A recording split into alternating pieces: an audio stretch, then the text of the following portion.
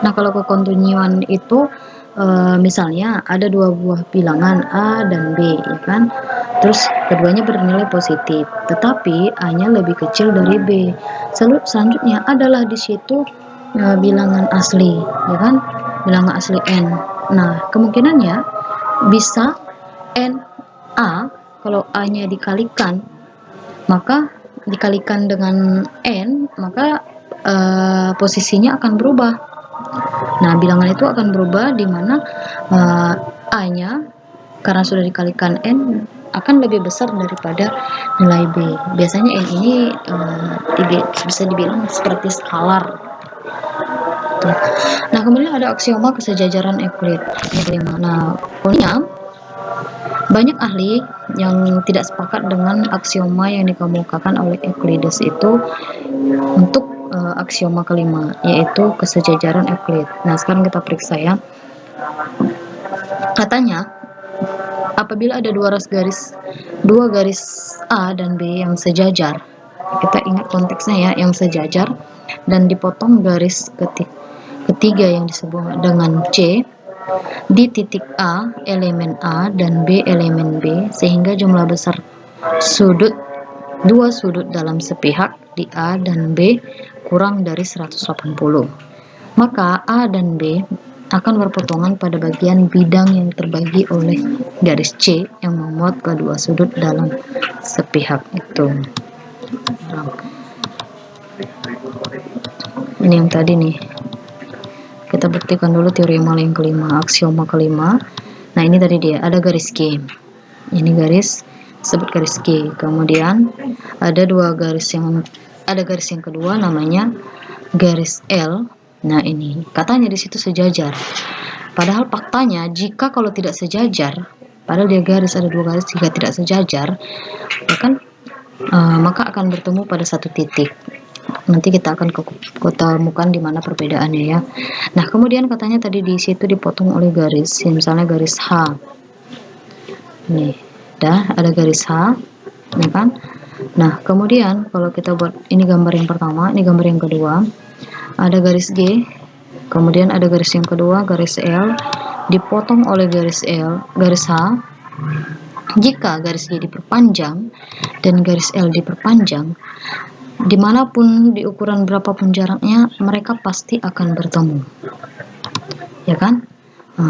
Akan ada satu titik potong. Nah, yang dikatakan tadi dalam teorema, katanya di situ bahwasanya sudut pihak bagian dalam memiliki besar sudut kurang dari 180 derajat. Maksudnya yang mana? Nah, di sini kan ada muncul sudut X dan sudut Y. Ini kan sudut pihak dalam ya, setelah dipotong. Nah, jika kalian menjumlahkan sudut X dan sudut Y, itu tidak sama dengan 180, atau sudutnya kurang dari 180. Nah, ini menjadi perdebatan di kalangan para ahli, karena ada yang tidak setuju dengan apa yang dinyatakan oleh Euclides, kan? Dia menyatakan kalau sejajar dan dipotong oleh satu titik, maka akan bertemu pada satu titik potong, dan sudut yang diciptakan di bagian dalamnya kurang dari 180. Kenapa bisa berkurang? Karena pada dasarnya memang garis G dan L itu tidak sejajar kalau kita lihat konteks dari gambar yang ada di slide ini, ya kan? Sehingga memunculkan pro kontra di kalangan matematikawan. Nah, sehingga kontra inilah yang memunculkan namanya geometri non-Euclid. Itu dia. Nah, lawan berarti istilahnya lawan lah ya, lawan dari aksioma kesejajaran. Nah, aksioma lawannya itu disebut dengan aksioma Playfair. Jadi Playfair adalah yang menemukan. Katanya nih, kalau tadi ada dua garis, bagaimana kalau ada dua titik? Ada satu titik, ada satu garis, ya kan? Kemudian ada satu garis, anggap namanya garis G. Kemudian terus ada ada titik P, di mana P bukan anggota dari G.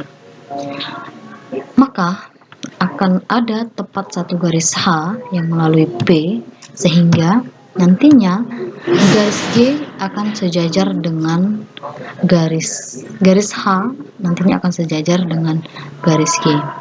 Ini nanti aksioma Playfair ini akan banyak ditemui dalam geometri transformasi.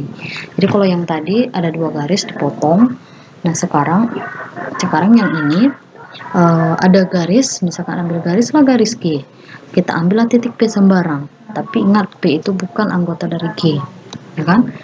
Terus ada tepat satu garis H. Nah, walaupun dibikin garisnya nggak apa-apa, tapi dia melalui melalui P.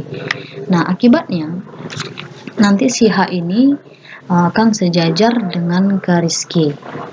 Itu maksudnya. Ya, jadi kalau kedua itu ekuivalen, sebab apabila aksioma Euclid dianggap sebagai aksioma, maka sifat aksioma Playfair dapat dibuktikan, dan sebaliknya apabila aksioma Playfair dianggap sebagai aksioma, maka sifat yang terkandung dalam aksioma Euclid juga dapat dibuktikan. Oke, demikian penjelasan saya mengenai geometri Euclid dan sejarahnya. Sekilas aja sih memang. Sekian dan terima kasih. Wassalamualaikum.